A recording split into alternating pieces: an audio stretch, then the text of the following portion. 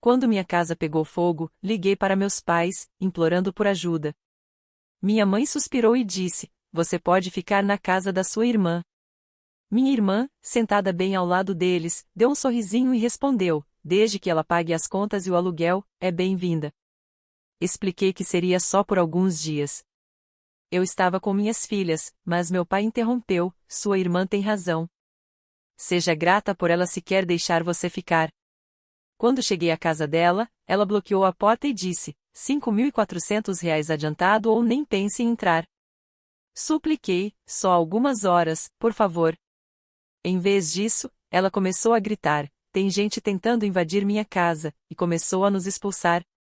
Saí em silêncio naquela noite, mas o que fiz depois, com cada um deles, deixou toda a minha família em completo choque. O alarme de incêndio me acordou às 2h47 de uma terça-feira de novembro.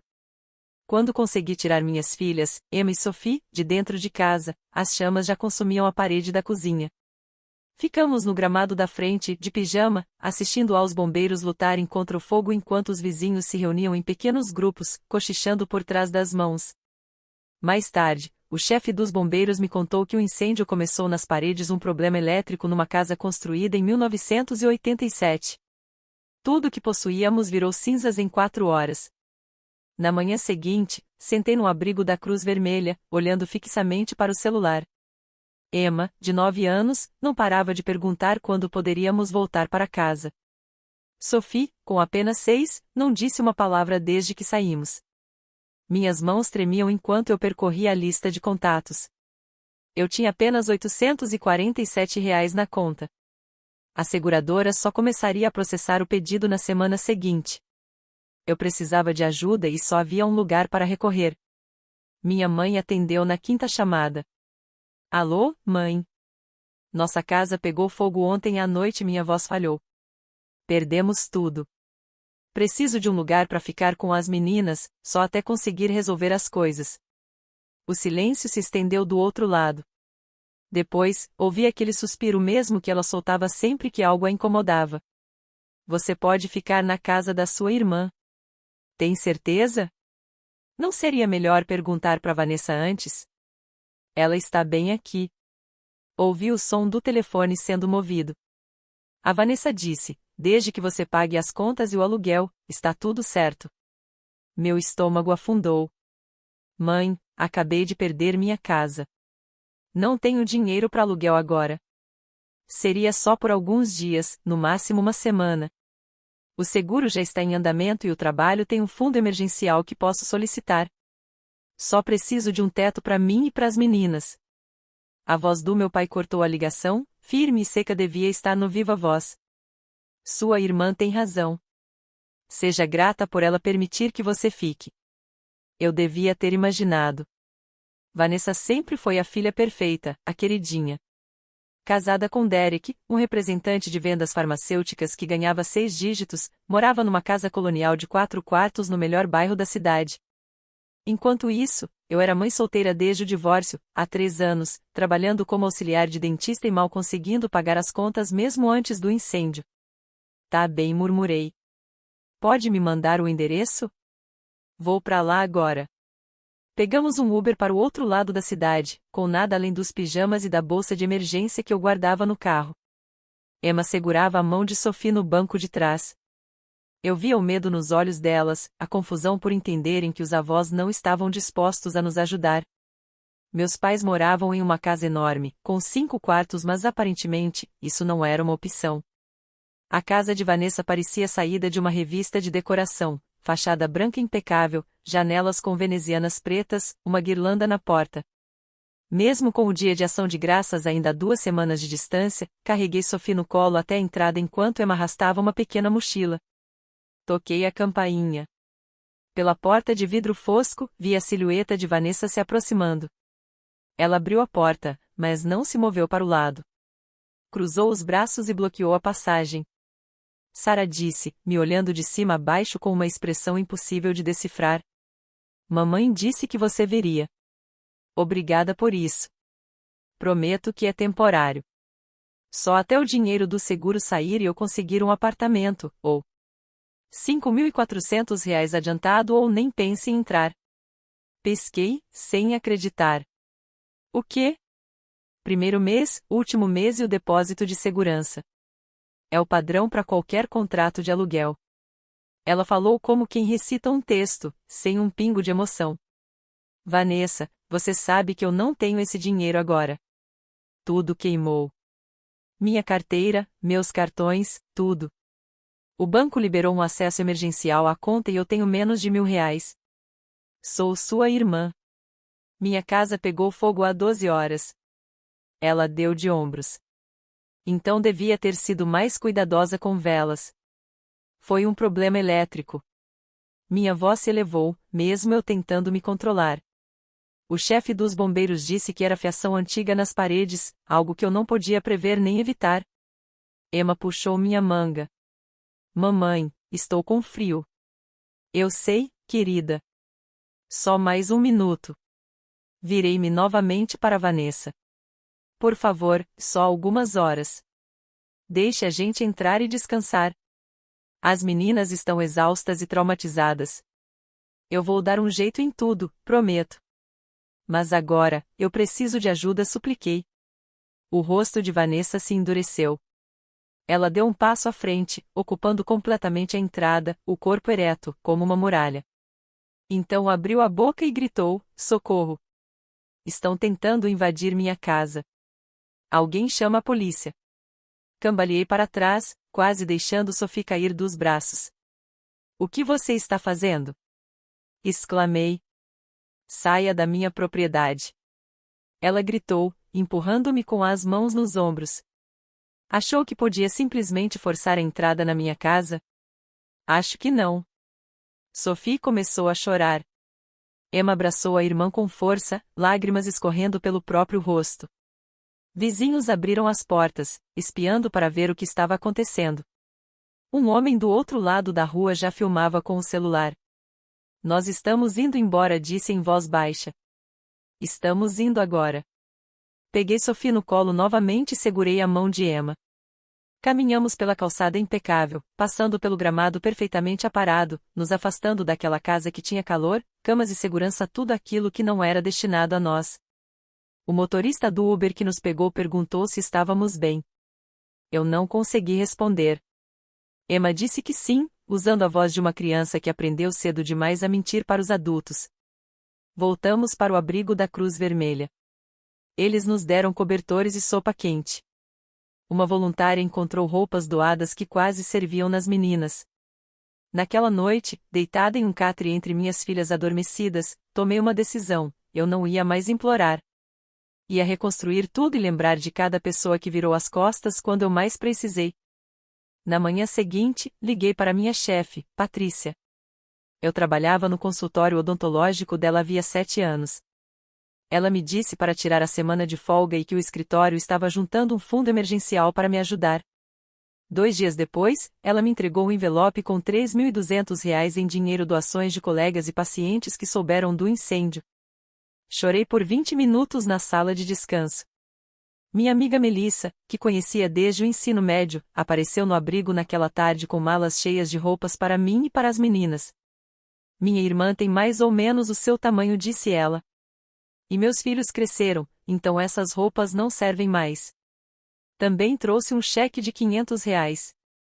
Não é muito, mas é tudo que eu posso, comecei, mas ela me interrompeu. É o suficiente. Obrigada. Em uma semana, eu já tinha dinheiro suficiente para dar entrada em um pequeno apartamento de 2 quartos. Não era grande coisa, o carpete estava manchado, os eletrodomésticos eram antigos e a pressão da água péssima, mas era nosso. O dinheiro do seguro começou a ser liberado aos poucos. Comprei colchões, um sofá de segunda mão, louças num brechó. Fomos reconstruindo nossa vida, peça por peça. Durante esse tempo, meus pais ligaram uma única vez. Minha mãe perguntou se eu já tinha resolvido tudo. Respondi que sim. Ela não perguntou onde estávamos nem se as meninas estavam bem. A conversa durou 4 minutos. 3 meses se passaram. Mergulhei no trabalho, fazendo turnos extras e guardando cada centavo. O pagamento do seguro foi suficiente para repor o essencial e ainda sobrou um bom valor. Investi parte, quitei meu carro e criei um fundo emergencial capaz de cobrir 6 meses de despesas. Foi nesse período que comecei a notar coisas que antes a dor e o caos me impediam de ver, o jeito como Emma se encolhia sempre que alguém levantava a voz, mesmo numa conversa normal, como Sophie guardava bolachas nos bolsos, com medo de faltar comida depois. O incêndio não havia destruído apenas nossa casa, ele deixará cicatrizes invisíveis nas minhas filhas. Procurei uma terapeuta especializada em traumas infantis. O nome dela era doutora Raquel Shen, uma mulher de olhos gentis que se enrugavam quando sorria. Ela trabalhou com as meninas separadamente juntas, ajudando-as a processar tudo o que viveram. As sessões não eram baratas, mas eram indispensáveis. Aos poucos, vi minhas filhas voltarem a si mesmas, a tensão desaparecendo de seus pequenos ombros. Numa tarde de fim de janeiro, fui buscá-las no consultório da doutora Shen. Emma estava calada no carro, olhando pela janela. Finalmente, ela falou. A doutora Raquel me perguntou hoje de quem eu fiquei mais brava por causa do incêndio. Meus dedos apertaram o volante. E o que você respondeu? Eu disse que fiquei com raiva da tia Vanessa, por ela ter sido tão má quando a gente precisava de ajuda. Ela se virou para mim. É errado sentir raiva da família? Estacionei o carro e olhei nos olhos dela. Não, meu amor, respondi com ternura. Não é errado. Seus sentimentos são válidos, meu amor. O que a Vanessa fez foi errado, e sentir raiva disso é uma reação completamente normal, eu disse com calma. Mas a vovó disse que a família deve sempre se perdoar, respondeu Emma. A vovó diz muitas coisas, retruquei, escolhendo bem as palavras. O perdão é algo que a gente pode escolher dar, mas ninguém tem o direito de exigir. E perdoar não significa fingir que não doeu. Significa apenas que você não vai deixar essa dor controlar a sua vida. Do banco de trás, Sophie falou baixinho. Eu não tô com raiva, só tô triste. Achei que eles amavam a gente. Meu coração se partiu. Oh, meu amor, vem cá, desapertei o cinto e fui para o banco de trás, abraçando as duas. Eles amam vocês, sim. Mas às vezes as pessoas amam de um jeito quebrado. Não sabem estar presentes quando é difícil. Esse é o problema deles, não o de vocês. Vocês são muito, muito amadas por mim, pela tia Carol, pela Melissa, pela Patrícia do meu trabalho. Tem tanta gente que ama vocês do jeito certo. Ficamos assim por um bom tempo, as três entrelaçadas no banco de trás do meu velho Honda Civic. Quando finalmente voltamos para casa, senti algo diferente. As meninas pareciam mais leves. No trabalho, as coisas começaram a mudar de forma inesperada. Patrícia, minha chefe, havia reparado em como eu lidei com todo o incêndio, a perda, a reconstrução e como continuei aparecendo todos os dias, mesmo com o mundo desmoronando. Ela passou a me incluir em decisões de negócios, pedindo minha opinião sobre compras de equipamentos e estratégias de marketing. Você tem ótimo instinto, disse ela um dia. Melhor do que imagina. Já pensou em voltar a estudar? Fazer uma faculdade de administração? Eu ri. Tenho 34 anos, 2 filhas e um emprego em tempo integral. Quando eu teria tempo para isso? Aulas online? Meio período? Ela insistiu. Tô falando sério, Sarah. Você tem muito mais potencial do que pensa. Não que haja nada errado com o que você faz, você é excelente, mas eu vejo em você um perfil de liderança. A ideia ficou ecoando na minha cabeça. Naquela noite, pesquisei cursos de administração online. Encontrei um que oferecia horários flexíveis e matrícula contínua. A mensalidade era acessível, especialmente com os benefícios do meu trabalho. Antes que pudesse mudar de ideia, fiz a inscrição. 2 semanas depois, fui aceita.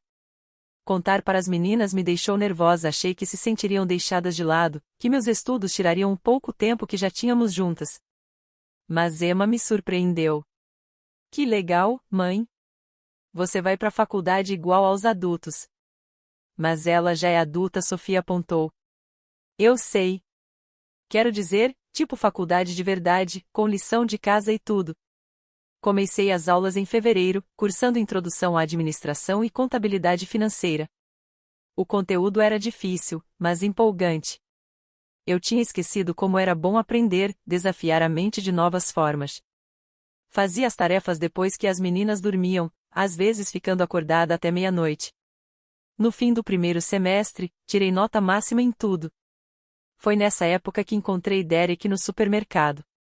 O marido de Vanessa estava irreconhecível, barba por fazer, moletom sujo, olheiras profundas. Estava parado no corredor de cereais, encarando os preços como se estivessem escritos em outro idioma. Derek? Chamei, com cautela. Ele se sobressaltou, depois me reconheceu. O rosto ficou vermelho. Sarah. Oi?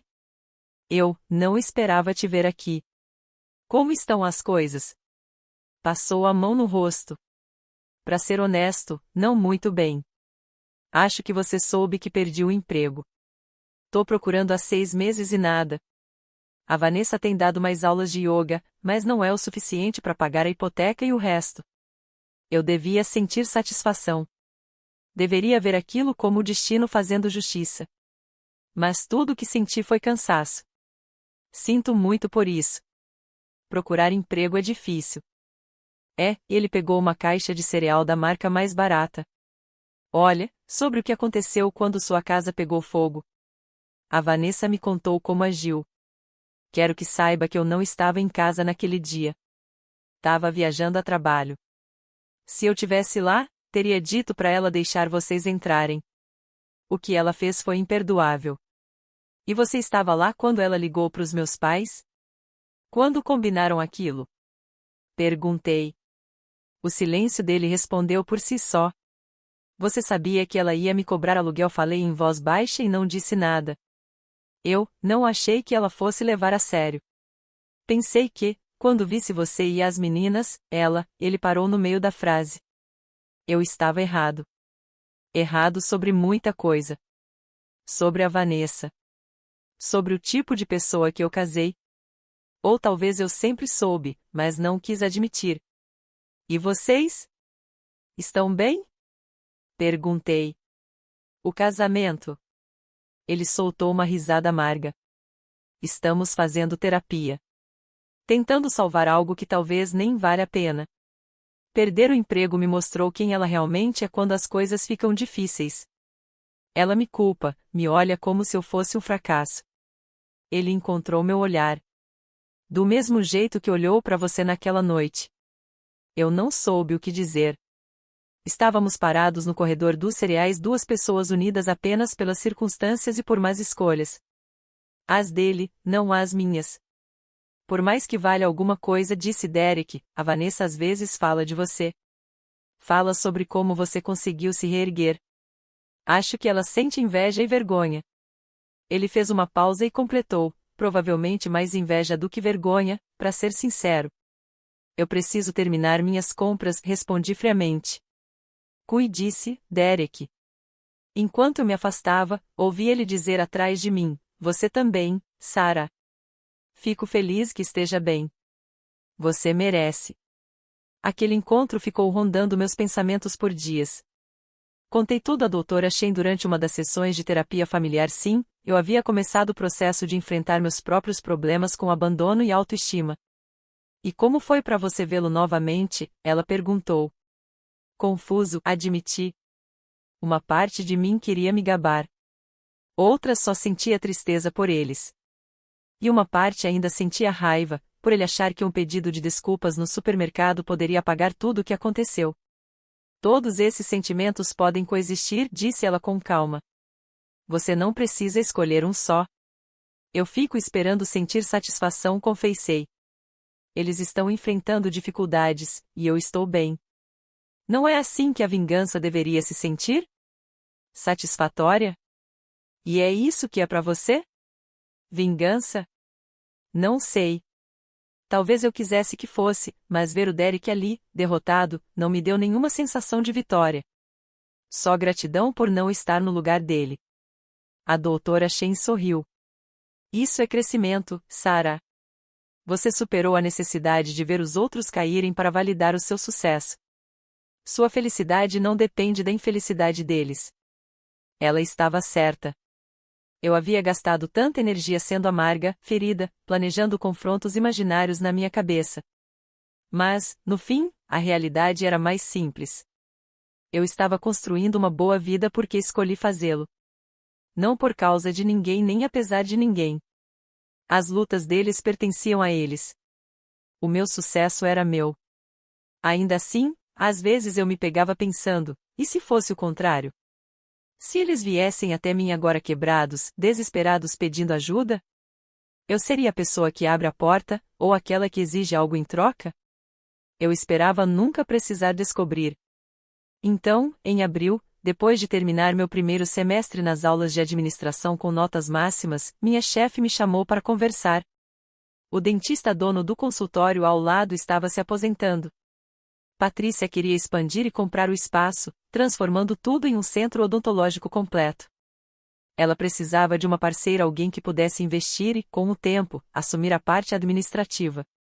Eu sei que o momento pode não ser o ideal, ela disse com cuidado, mas você é a pessoa em quem mais confio. Conhece o negócio de ponta a ponta. E eu vi como você lidou com tudo nos últimos meses. Você é resiliente, Sarah. Olhei para os números que ela havia preparado. O investimento exigiria quase todo o dinheiro que me restava do seguro. Era um risco.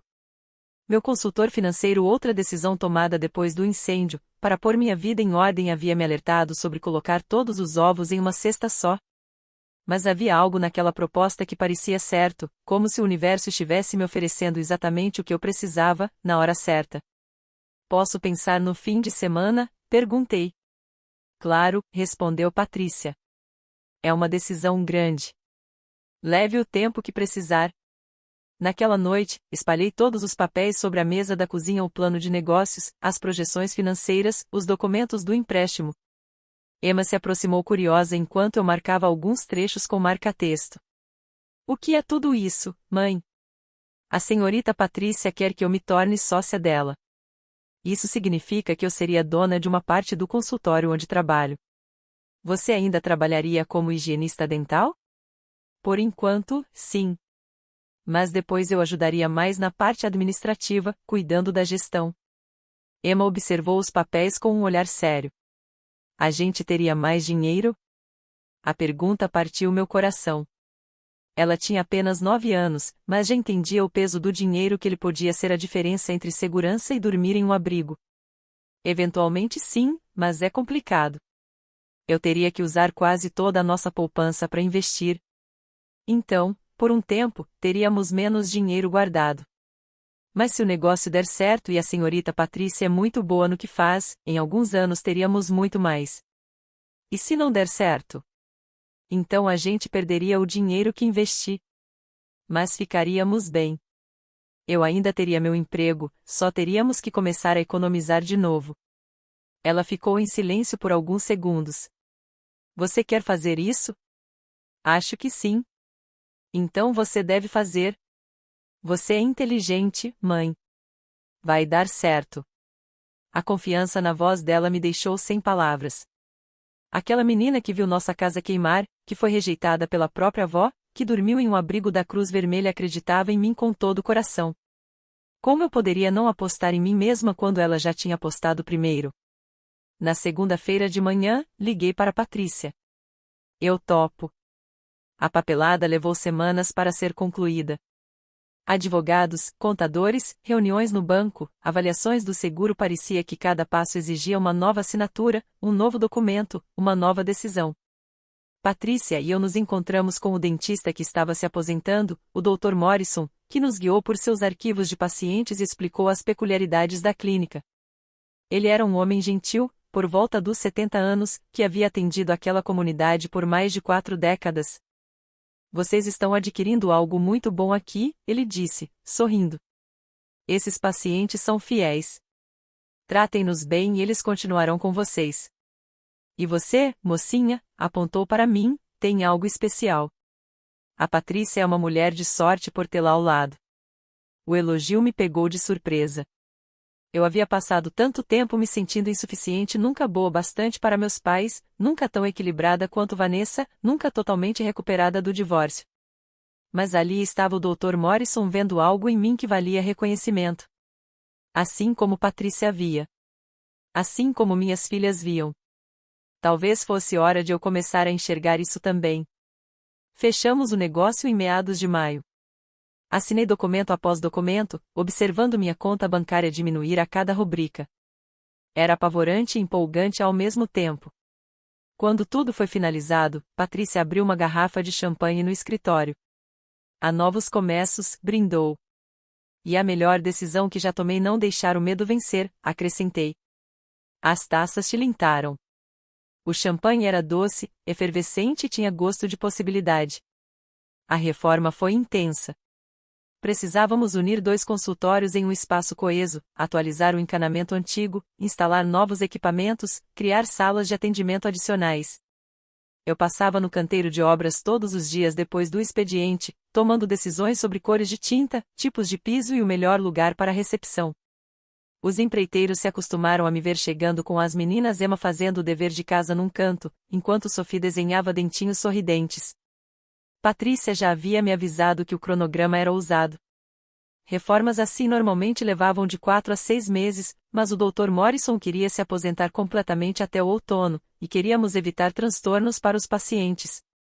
Então, aceleramos o processo, muitas vezes trabalhando nos fins de semana e coordenando várias equipes ao mesmo tempo.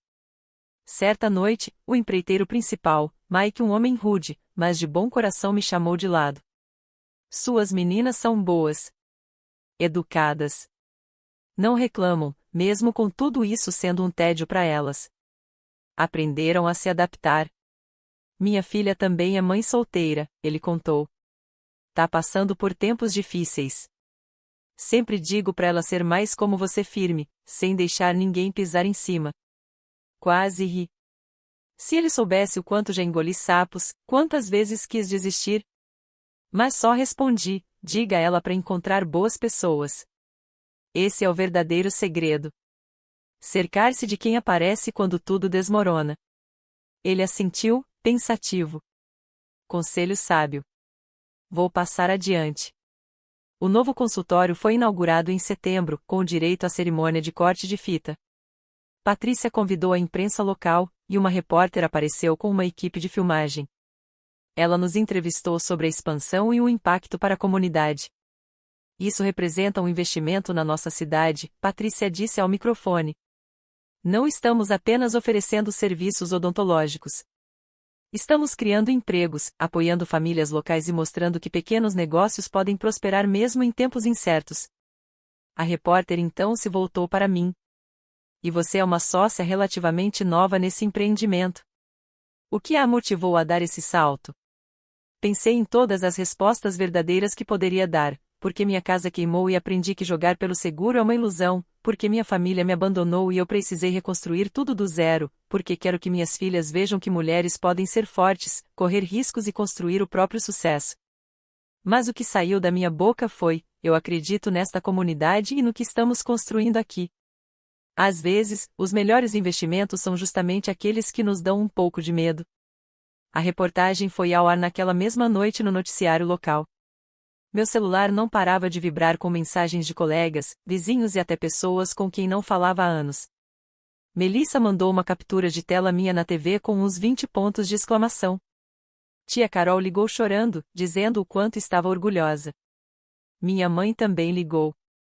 Vi você no noticiário. Estava tão profissional. Obrigada, mãe.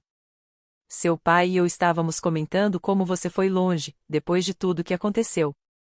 Lá estava a referência velada ao incêndio, ao ponto mais baixo da minha vida, apresentada como uma lição de caráter, não como o abandono que realmente foi. Cheguei longe porque precisei, respondi com calma.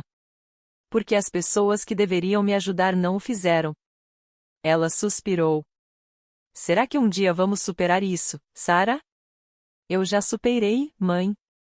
Já segui em frente. Construí uma nova vida. A questão é se vocês conseguem aceitar que as ações de vocês tiveram consequências. Nós já pedimos desculpas. Na verdade, não. Vocês deram justificativas, falaram sobre me ensinar independência, sobre não querer interferir, mas nunca disseram de verdade, desculpe por termos virado as costas quando você mais precisou. O silêncio se estendeu do outro lado da linha. Por fim, ela disse: preciso desligar. Seu pai está me chamando para o jantar. Depois que encerramos a ligação, fiquei ali, com o telefone na mão, sentindo um vazio estranho. Eu esperava sentir raiva, ou talvez satisfação após o confronto. Mas o que veio foi apenas tristeza. Tristeza pelo tipo de relação que nunca teríamos. Tristeza pela avó que minhas filhas mereciam, mas nunca conheceriam de verdade. Tristeza por todo o potencial desperdiçado do que uma família poderia ter sido. Assinamos os documentos em março. Em abril, já tínhamos reformado o espaço. Em maio, contratamos 2 novas higienistas e mais um dentista. A expansão foi um sucesso absoluto. Os pacientes adoraram o horário ampliado e os novos serviços que passamos a oferecer. Meu investimento dobrou em menos de 8 meses. Nesse meio tempo, soube por tia Carol, irmã da minha mãe, sempre gentil comigo, que Vanessa e Derek estavam passando por dificuldades. Derek havia perdido o emprego, algo sobre cortes na empresa farmacêutica onde trabalhava. Eles estavam vivendo apenas com a renda de Vanessa, que trabalhava meio período como instrutora de yoga. Tia Carol comentou isso de forma casual durante uma ligação, sem imaginar que aquelas palavras cairiam no meu peito como uma pedra. Eu não desejava mal a ninguém. Já havia superado a raiva, a mágoa. Mas também não esqueci. Em outubro, quase um ano depois do incêndio, tia Carol me convidou para o jantar de ação de graças. Sei que as coisas estão difíceis entre você e seus pais, ela disse, mas você não deveria passar o feriado sozinha. Traga as meninas. Eu adoraria vê-las. Hesitei. A Vanessa vai estar lá? Provavelmente. Sua mãe também. Mas, Sarah, você construiu uma vida incrível neste último ano. Não tem do que se envergonhar. Vá de cabeça erguida. Ela tinha razão. Concordei em ir. O dia de ação de graças amanheceu frio e ensolarado. Vesti Emma e Sophie com as roupas novas que compramos juntas e coloquei um vestido azul marinho que finalmente me servia bem. Dirigimos até a casa de tia Carol, uma bela mansão vitoriana herdada do falecido marido dela. Carros se alinhavam pela rua. Pelas janelas, vi o brilho das velas e o movimento das pessoas. Emma apertou minha mão enquanto subíamos os degraus. E se a vovó formar com a gente? Então a gente vai embora, respondi com calma. Não ficamos em lugares onde não somos bem-vindas. Mas acho que isso não vai acontecer. A tia Carol quer a gente aqui. Tocamos a campainha. Carol abriu a porta com um sorriso enorme, nos puxando para braços calorosos. A casa cheirava a peru e torta de abóbora.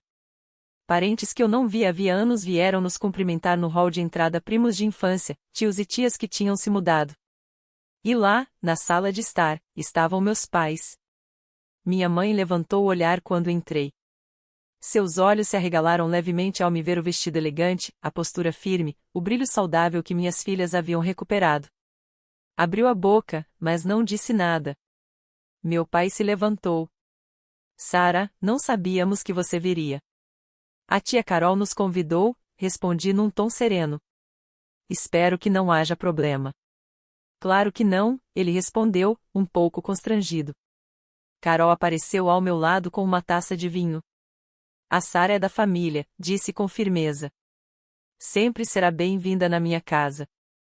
Vanessa surgiu da cozinha carregando uma travessa de aperitivos. Congelou ao me ver. A travessa tremeu em suas mãos. Ela estava diferente, mais magra, com olheiras profundas. A confiança que ela sempre exibirá como uma armadura havia se rompido. Olá, Vanessa, cumprimentei com educação. Sarah, ela colocou a travessa rapidamente sobre a mesa. Eu, não esperava, quero dizer, é bom ver você. O jantar começou de forma tensa. Sentamos em uma longa mesa, eu e as meninas em uma ponta, meus pais e Vanessa na outra. Mas tia Carol, como boa anfitriã, guiava a conversa para assuntos neutros, garantindo que todos se sentissem incluídos. Emma e Sophie encantaram os primos com histórias sobre a nova escola.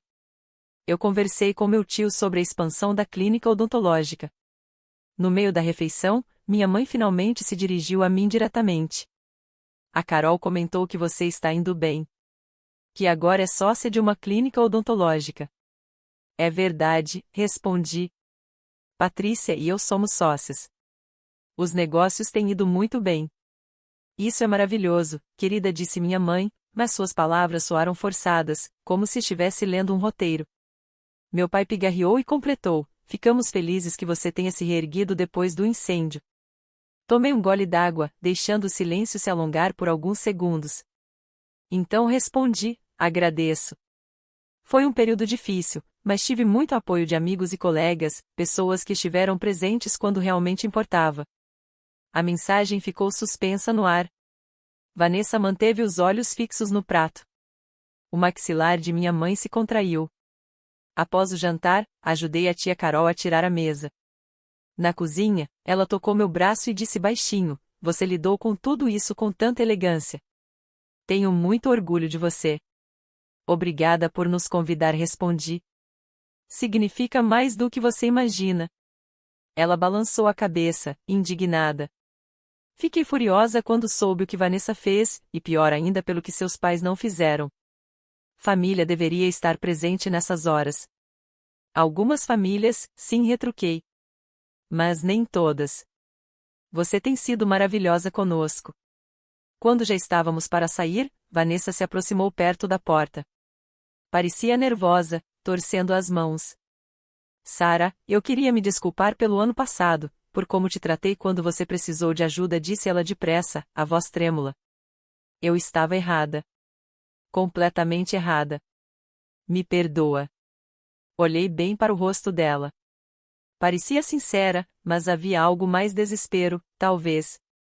Agradeço o pedido de desculpas, respondi. Ela forçou um sorriso. Ouvi dizer que você está indo muito bem. O consultório, tudo, deu uma risadinha nervosa. Quem sabe a gente podia tomar um café um dia, colocar a conversa em dia? Lá estava o verdadeiro motivo. Ela precisava de algo. Vi isso em seus olhos, ouvi em sua voz. Dererick tinha perdido o emprego, e agora eles estavam com dificuldades. Tenho andado muito ocupada, respondi calmamente. Entre o trabalho e as meninas, quase não sobra tempo livre. Mas vou pensar. O sorriso dela vacilou. Claro, entendo. Bom, se um dia você quiser conversar, ou se precisar de alguma coisa. Se eu precisar de alguma coisa. Soltei uma risada curta. Vanessa, eu precisei de ajuda há um ano. Precisava de um teto para as minhas filhas dormirem depois que nossa casa pegou fogo. Precisava da minha família. Ela encolheu os ombros, visivelmente abalada. Eu sei. Fui horrível. Não sei no que estava pensando. Estava pensando em dinheiro. Em proteger o que era seu. Eu entendo, disse, enquanto abotoava o casaco de Sophie e ajeitava seus cabelos. Mas não dá para exigir pagamento de quem perdeu tudo e, depois, tentar se reaproximar quando ouve que a pessoa se deu bem. Relacionamentos não funcionam assim. Por favor, Sara. Eu estou realmente arrependida. As coisas estão tão difíceis. O Dererick perdeu o emprego, estamos atrasados com a hipoteca, e eu pensei que talvez eu pudesse te ajudar agora, completei, pegando minha bolsa. A resposta é não. Não me interesso em ajudar quem me virou as costas quando eu estava desesperada. Não quero vínculos baseados no que eu posso oferecer. Os olhos dela se encheram de lágrimas. Mas somos irmãs. Irmãs ajudam uma a outra. Irmãs abrem a porta quando a casa da outra pega fogo. Irmãs não gritam ou ladram na frente de crianças traumatizadas. Chamei Emma, que se despedia dos primos. Você fez sua escolha, Vanessa. Agora eu estou fazendo a minha. Saímos. No carro, Emma perguntou: você está bem, mamãe? Perfeitamente bem, meu amor. 2 semanas depois, minha mãe ligou.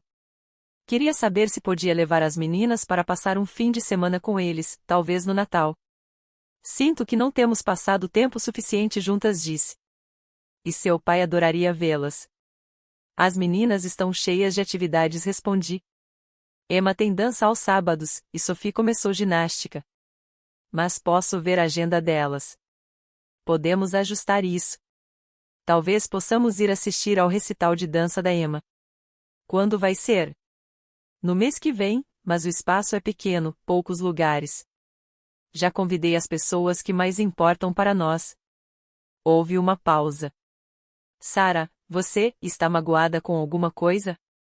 De forma alguma.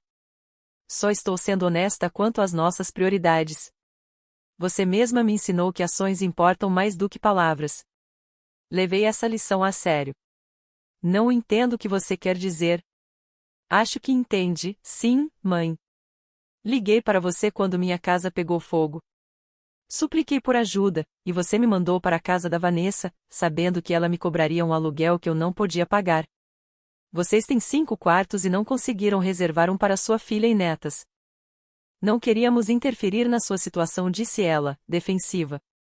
Achamos que seria melhor ficar com a Vanessa, já que ela tem mais espaço. Vocês têm 5 quartos, mãe. E esse não é o verdadeiro motivo. O motivo é que você sempre valorizou mais a Vanessa. Ela se casou bem, mora no bairro certo, faz yoga, participa de clube de leitura. Eu sou a higienista dental divorciada que lutou para sobreviver. Eu não valia o incômodo. Isso não é verdade. Então onde vocês estavam? Onde estavam quando vivi o pior momento da minha vida? Perguntei, com voz calma e firme.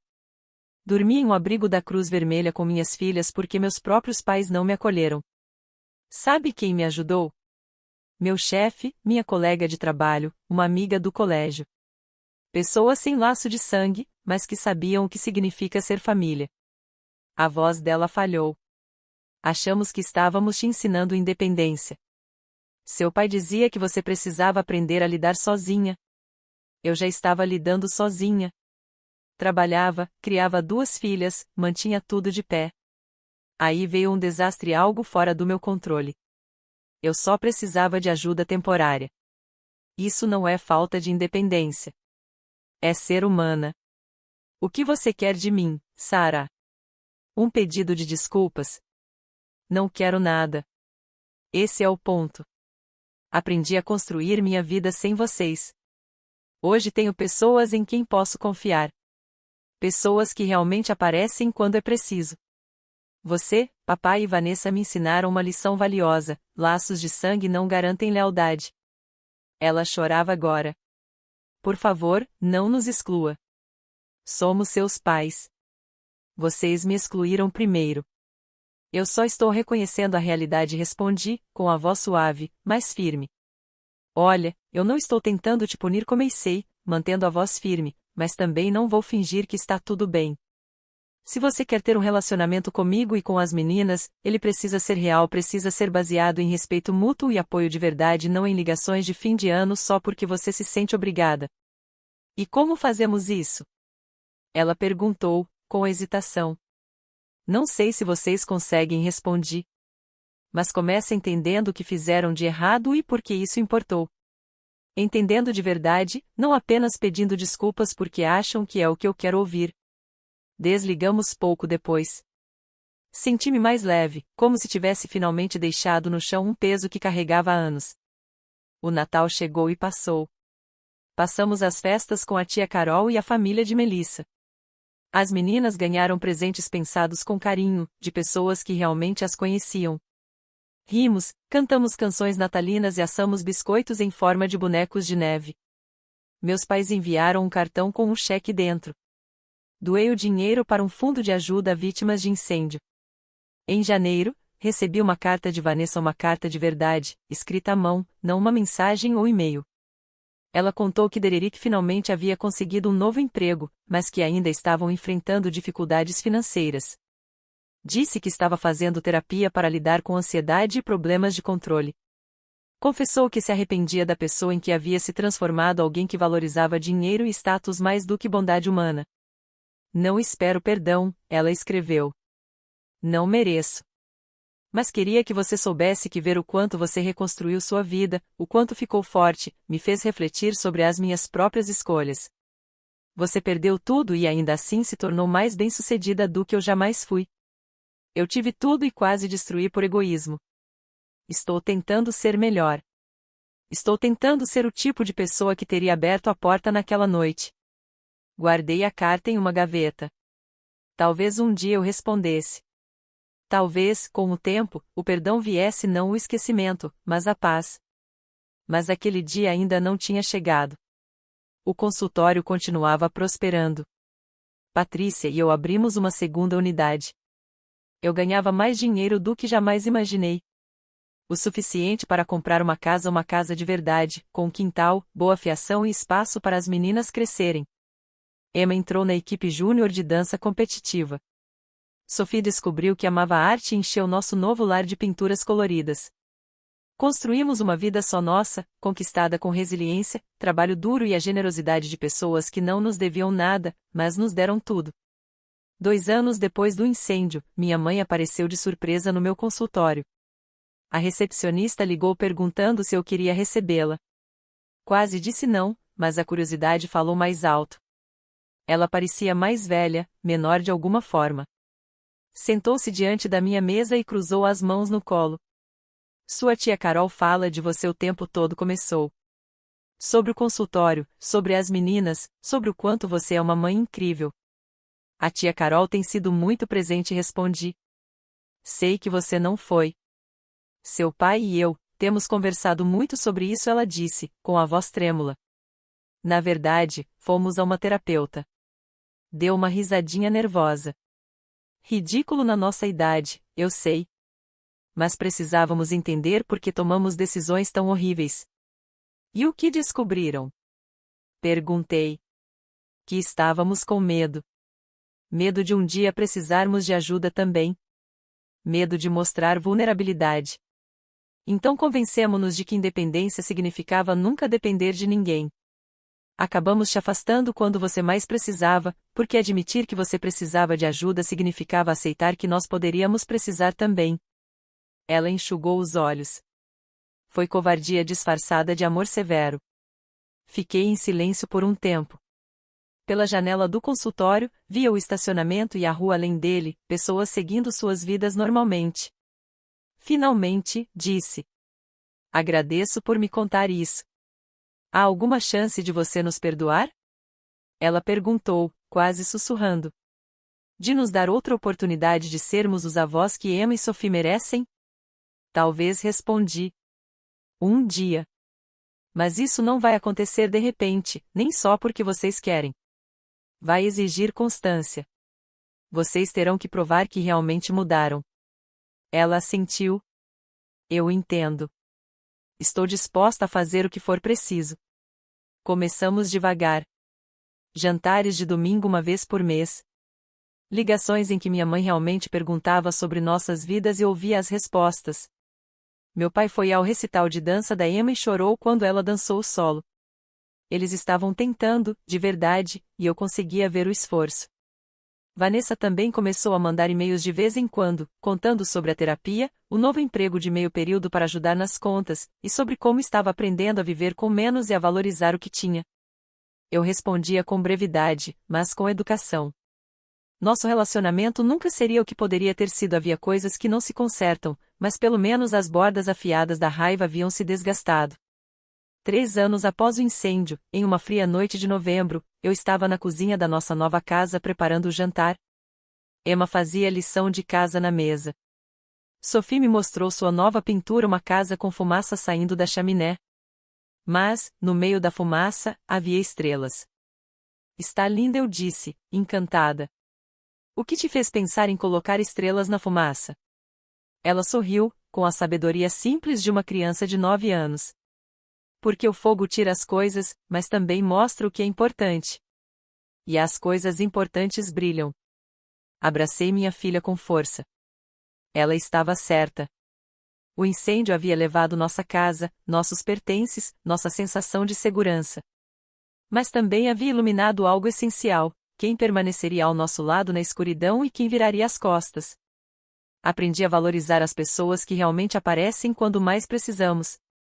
Aprendi que família se define por atitudes, não por laços de sangue. Aprendi que pedir ajuda não é sinal de fraqueza, e que oferecer ajuda é o que revela o verdadeiro caráter. Mas, acima de tudo, aprendi que a melhor vingança não vem de planos elaborados nem de confrontos dramáticos. A melhor vingança é viver bem. É construir uma boa vida. É se tornar alguém de quem o seu eu do passado teria orgulho. O incêndio destruiu tudo o que eu tinha, mas, das cinzas, eu construí algo mais forte. Algo que não podia ser levado por fios defeituosos, má sorte ou pela crueldade de outras pessoas. Construí uma base de amor próprio. E sobre essa base, edifiquei todo o resto. O choque da minha família não veio de algo cruel que eu tenha feito. Veio de me verem vencer sem precisar deles. De perceberem que haviam descartado alguém valioso. De entenderem, tarde demais, o que perderam. Às vezes, o gesto mais poderoso que você pode fazer é provar que estavam errados não com palavras, mas com a vida que você constrói apesar deles. Essa foi a minha vingança. E ela foi mais completa do que qualquer plano que eu pudesse ter imaginado.